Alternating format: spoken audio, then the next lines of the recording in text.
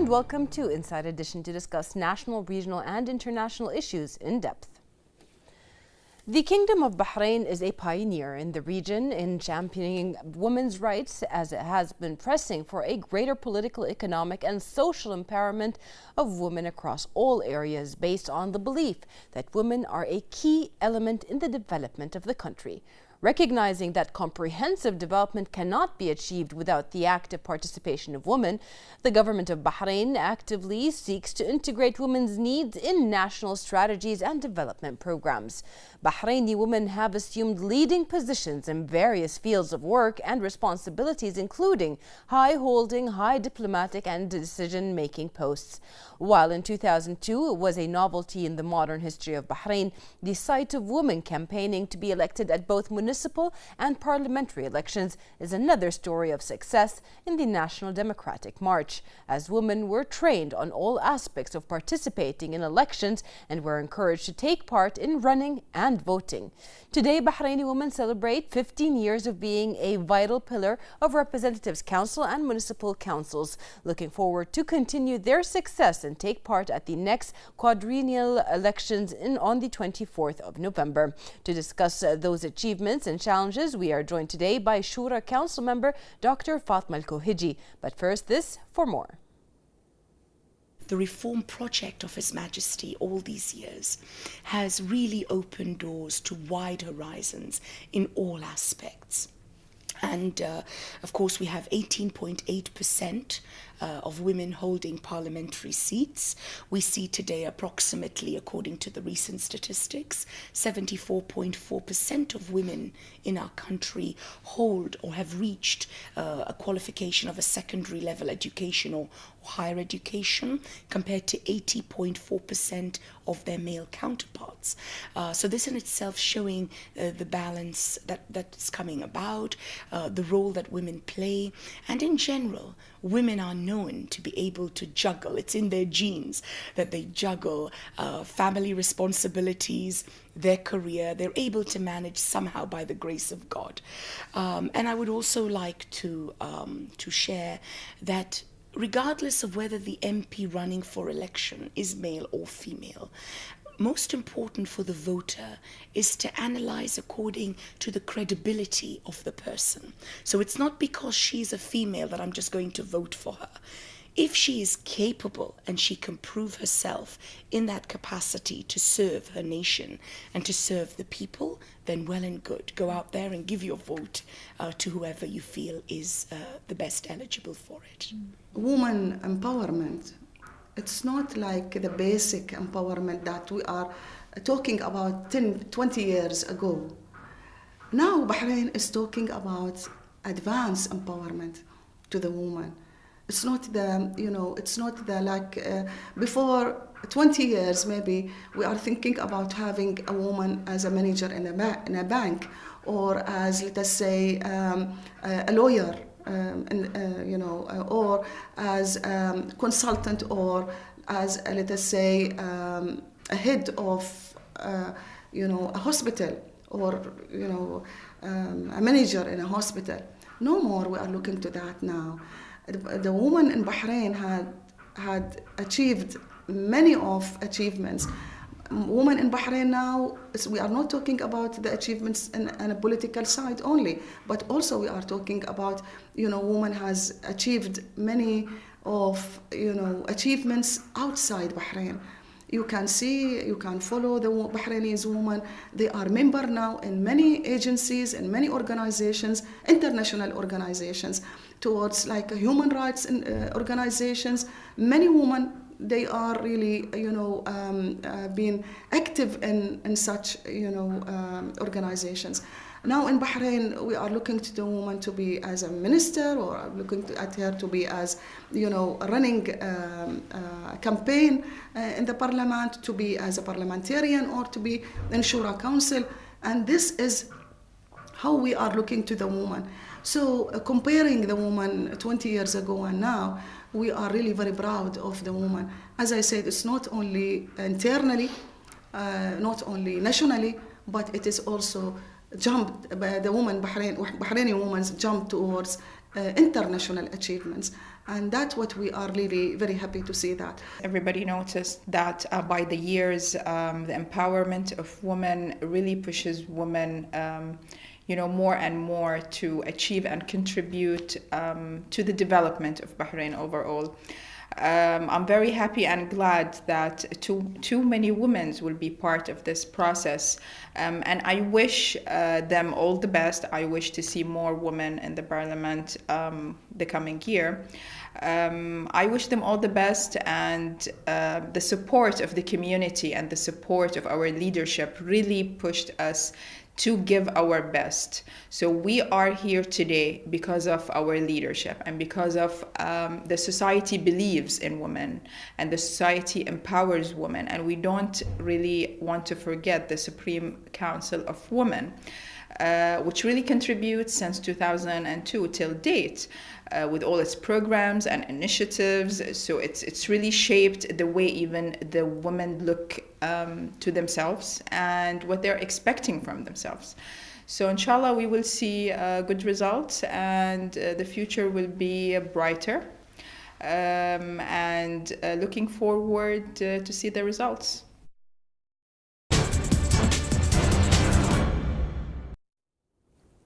Welcome back, and joining us in the studio is Dr. Fatema Alkooheji. Thank you very much for being with us today. Thank you. Dr. Fatema, now we've seen how women have been empowered by the leadership, by the people themselves over the past years, and not just the past few years, like for a while now. How do you value the current representation of women at the municipal councils as well as the parliament and its various committees? Thank you for having me with you, Sarah. Okay. Since the launch of His Majesty's Reform Project, we have noticed that the Bahraini woman really is improving a lot and changing from position to another, especially in a legislative field. Yes. And we see that this progress is ongoing. Yes. And this is all because of the support of His Majesty and of course the Royal Highness Princess Sabika, that really she put an aim for us to empower the woman politically, and they are running programs and the Supreme Council of Women, yes, which is of course chaired by Her Royal Highness. And we see that so many women are now, because they are gaining lots of things after the 4 months that went, now this is the 5th yes, term, we see that they are really optimistic and looking forward to be in these seats. yes, We see that today, for example, 50% of the leaders, committee leaders in Shura councils are women. yes, The second deputy is a woman for the whole legislative massive term. number. Yes, and imagine that 15% are women in the Shura and the parliament. If we compare it to different countries, we see it is a big number, yes, and especially Bahrain is not taking the quota system. yes. So that means the women are really being well empowered, Yes. and they are willing to be in these seats, I feel. Yes. Well, just to mention a few, we've seen a couple of them on the show. I mean, you in the Shura Council, Ms. Nancy Khoudouri, also Yeah. Shura Council. In the Representative Council, we have Ms. Jamila Samak, Ms. Ra Al-Hayeki, as well as Ms. Fatema Al-Hasfour. So these are women, or you guys are women that actually represent the needs of the citizens, what they want, and you actually make it possible for their voices to be heard and then documented and then help with the leadership to get to a solution for everybody. Her Royal Highness, as you mentioned, Princess Sabika bint Ibrahim Al Khalifa, the wife of His Majesty the King and President of the Supreme Council for Women, announced that Bahraini Women's Day 2018 will be devoted to honor women in the legislative field and municipal field. Now, the theme was also chosen to celebrate 20 years since Bahraini women entered the appointed Shura Council and 15 years after their access to the elected Representatives Council and Municipal Councils. How do you value all of that support to the constant success of women in these fields? I mean, it seems to be like a cascade of success. One thing opened the door for another thing and so on. How do you value that? First, I would like really to express my thanks and appreciation to Her Royal Highness, Princess Sabika, because she is our motivator. Yes. We are looking at her, and she is really always there to empower the woman, to encourage her, to push her forward. She opened the doors for us. Of course, since she started with all of these programs, all of these I can say the courses that is running in the Supreme Council of Women. Yes. It is really, I believe that her image is a big motivator for all Bahraini women. And we admire the initiative really taken by Her Highness to celebrate Bahraini women. But every year, but especially this year is in the legislative and municipal fields, which is really great. In our field now today, we are really thankful for her that somebody is really appreciating what we are doing. Yes. So this is again a gain for the woman to be, she's really encouraged now to go into this field and to contribute in the elections, to be a member in the Shura, or to be a member in the parliament, or to be a member in the municipal council, which is really great. And especially, I'm so optimistic with the 5th legislative term, this one, which is coming. I feel that there will be big number of women, women with us. And I consider that this step as an affirmation for the role of Bahraini women and their significant contribution to the development of the legislative system over the last 2 decades. That's what's really I feel. I mean, Bahraini women have become really prominent in international association. If we see that we have numbers, I mean, in the association, in the organization, including such as like Arab Parliament. Yes. And the Inter-Parliamentary Union and the Consultative Committee of the Gulf Cooperation Council countries. And we are really proud of them. Yes. Well, somebody to be proud of is you, Dr. Fatema Alkooheji. You head the Women and Child Committee, and you have done so much for that committee and for the women in that committee. What can you tell us about the theoretical process of helping women and the children that which your committee basically addresses? We always look at laws and regulation. Of course, whatever comes to us from the parliament, and I feel that it's not only the Shura, even this is not only our concern, even Her Royal Highness concern. That's why nowadays that you see the mothers are very relaxed. That's what I can say. Not like old days. And they have their rights. Even if she's at home, she has her right, not only a working woman. Children have their own right. We can see that so many things that on the society, such as like, I mean, taking care of these kids, not only at home, to school, at the society, wherever they are. So we negotiate the laws and regulation, whatever comes to us. We try to really upgrade ourselves and compare Bahrain to the GCC countries, and then to the going out of the region, whatever happening in Europe, for example, United States and Far East. We try to get the most outcome of these laws and regulation, try to implement it according to our Islamic law. And it's people like you, Doctor, that basically make this possible for future generations. In your opinion, do you think that Bahraini women are well prepared for the 2018 elections? This question is really coming to me always whenever they say, are they ready? Are they ready? I feel, Today I see that the legislative achievements of Bahraini women, the many gains they really acquired, and have a major factor motivating women to continue political participation and contribution to the promotion of legislation and laws. They change, I mean, because of man in the society's vision changed. So we see that the man is a supportive person to the woman, and she doesn't feel that I don't have any support. If she's a mother, if she's a wife, it is.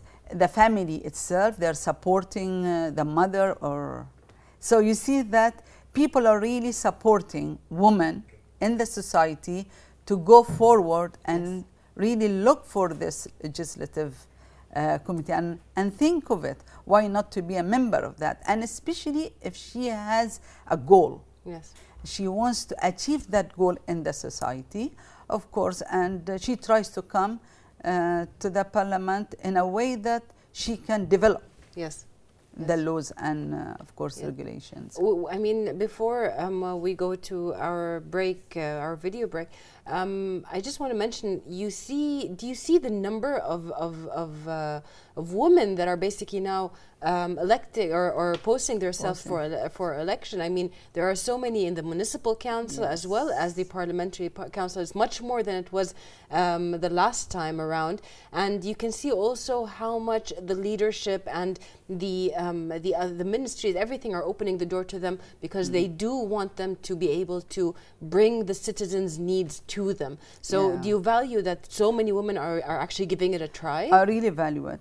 Of course, it's not because I'm a woman, no, because I saw, I mean, big numbers of women really put in lots of their effort in the society. And maybe because the nature of the woman at home, she knows how to control, how to balance, how really to balance between her job, her motherhood, and as a wife. So she can do it. And not just that, always we are thinking as women what to do to upgrade the level of the society, what to do to upgrade the level of our children. So we have ambition, we have inside ourselves, we have things that we want to give it to the society. So I think they are going to be great in their position. And the number, what I'm saying, when I go around, I'm really astonished, and it's really something.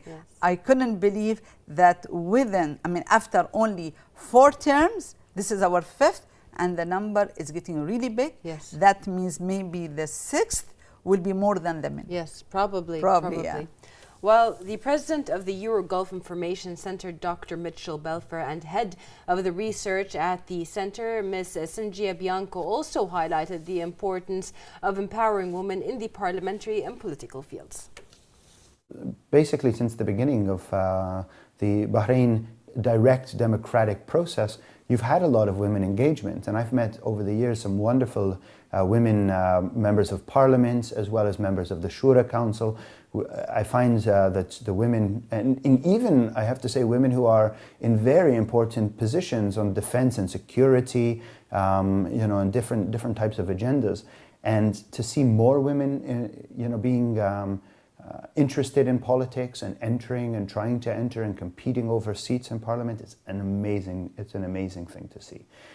This kind of women's empowerment is not only omitted from many discussions about Bahrain, but it's actually a fundamental part of the country. Women empowerment is a key to the success of the country. It's too small not to include women, but it's never not included women. So going back to the beginning of the country, women have been involved in state building all along. And so it stands to reason that women would also participate more and more as time goes on in the political process and decision making. So I think that I'm not the only one to welcome women into the political system there. I wouldn't say that women's struggles are over, they're not over anywhere, but in Bahrain they're certainly a lot easier than they are in other countries. And so I welcome, and I know that every Bahraini man that I've ever met also welcomes more and more women engagement and empowerment in the political system, just as in the other sectors of the country. Studies have proven that having more women taking part into the political process and into the body of decision making and policy making has a much more beneficial impact in terms of not only widening the representativeness of the body, in this case the parliament, but also adding a more diverse range of views and also a different kind of approach to policy making and decision making. Women are have an absolutely crucial role in any country from a social point of view, and most often from an economic point of view. And in Bahrain, there is a good example about that. So it's vital, it's natural that they should also have a representation in the political scene of said country, because that's the only way that they can reinforce the already big role that they play at the social and economic level.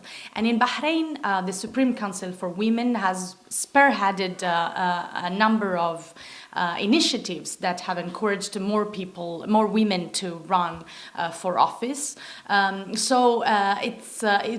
It will be very interesting for observers and for other policymakers around the world to see whether Bahraini citizens have confidence in their women, their female citizens stepping up to representing the country and the nation, and how much confidence there will be. That's, I think, the next step for any Arab country's political development in terms of empowering citizens to actually have more confidence into women running for parliament.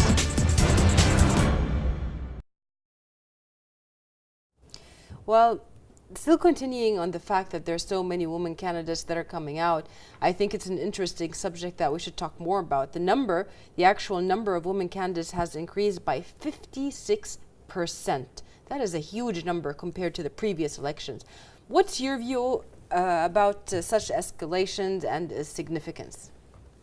Well, of course, everything has a reason behind it. So that the legislative achievement of Bahraini women, and they gained a lot and acquired a lot, and have been a major factor in motivating women to continue political participation and contribution to the promotion of legislation and law. Home is not a place for the woman anymore. No, it's not like before, of course. They are part of the country political and development process, they feel, so that's why they want to be there. And moreover, the unlimited support of women by the wise leadership, I feel. This is very important when they feel that the leadership is behind them, they are supporting them. And the Supreme Council of Women, as we mentioned, that they are playing a very big role. So therefore, it is not a surprise to see more women participating in the parliamentary and municipal elections, I feel. Dr. Alkooheji, another really important thing to mention is that the women that are electing themselves or that are nominating themselves, you see the variety of education and the levels of education they have, as well as experiences. Do you think that's an important thing that they should have if they are going into the parliament? Yes, of course. I feel that education is very important. I mean that they should be educated in all fields, because you don't know what you're going to face when you are there, either in the parliament or in the shura. Topics comes to you, people talk to you, and people assume that you know. So it's very important for us really to educate ourselves before we take this step, this initiative step, that I want to be there. All right, are you ready? Internally, are you ready?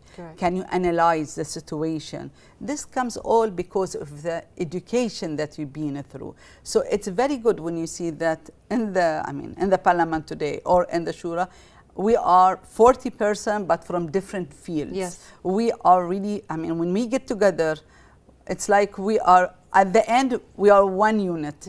Because we support each other, and especially in the committees. For example, I'm in the services committee. We are coming from different background, but all of us, when we are looking at laws and regulations, we analyze it according to our background, our experience, our education, and we hope at the end that we take the decision to be the right for that law or that regulation. And that's why the decisions are usually very comprehensive, because of this multidisciplinary team that goes in there. Well, from your point of view, what are the elements that any woman candidate should have in order to succeed in the election? Okay. First, I think that she should be open to the media, because media would help her a lot. These days, media is a big support for anyone. But she should really be careful, because it's a weapon with two-sided. Yes. I mean, it's not, okay, I'm going to depend on media, maybe it's going to break the bone. And on the other side, she has to put, I mean, goals. Yes. That are not just in the sky, dreams in the sky. Yeah. No. Attainable. I mean, and if you want to promise, don't give promises to people that you won't be able to achieve, yes. or it's not adaptable. Yes. And I feel that this is very important for not only for women, for anyone. Yeah. That when you say that, I mean, give a promises, don't give a promises that is not adaptable. Or Keep them. not, yeah, you cannot keep it, and you cannot really. It should, I mean, it should be. Women must really put forward vital and flexible and implementable electoral programs. It's not just I'm going to. Yeah. I feel today, after the last 4 terms, people really became more aware of these things. They know that from their experience, those who did not achieve or did not really succeed, because they put goals that they, I mean, unbelievable, of yes. course. I mean, yeah. So today, if they want to say something, they promise, it should be applicable. Yeah. It's not just I will say I will do this, and no. It is very important. Then no matter what effort you put, you're going to break it. Yes, yes. Especially that the constituents are very aware, and they really are aware about what are the things that they need to be done in their areas. Yes. So they expect their representative to also know and to be more thorough when it comes to that. Do you agree? Yes, of course. Yes, it's very important. As I said, I mean, people now are aware. People are educated more. Yeah. What does it mean, the election? Yeah. It's not just, I mean, you promise and then you won't be able to do it. On the other side, people are looking for candidates that fulfill their need. Yeah. It's not that I will come and I will be there. No, they will elect you if they felt that you have characters in yourself and you are aware of what you're saying. You know what is their need, not personal need, the society need. How could I really develop the society from here to here? It's not that personal needs anymore, I believe. People became really aware of these things when they look and they, when they want to vote for somebody, they will say that I give you my voice, but what you're going to do for the society, for the future of the society, for the future of my children. This is very important. Yes. Well, messages transmitted by means of media can change or mobilize citizens to take certain actions or choices, especially with this huge boom in social media that has happened. How can women benefit from such an effect during their election campaign? Today, Bahraini women have an advanced mind and mindset. It's not like before. They are very clever. Therefore, they must invest in available media, I believe, in highlighting their image and asserting their position. Yeah. So then it will be easy for them to go. This could be done through exposure to various media, especially social media, as we mentioned earlier, which have become an important media platform for reaching a large segment of citizens. And it's very easy if they know how to deal with it. But as we said, it is again a weapon, two-sided weapon. Yes. You cannot just, okay, I will use the media, but at the end, what's going to happen to me? The media really visibility of Bahraini women must be based on facts about their achievements and how they contribute. Yeah. The contribution is very important. So it's focus on how they could contribute in drafting the important legislation that raise the name of the kingdom. Yes. Yeah. Put on that point, ending that point, what is the role that civil society institutions can play in terms of supporting women during the election?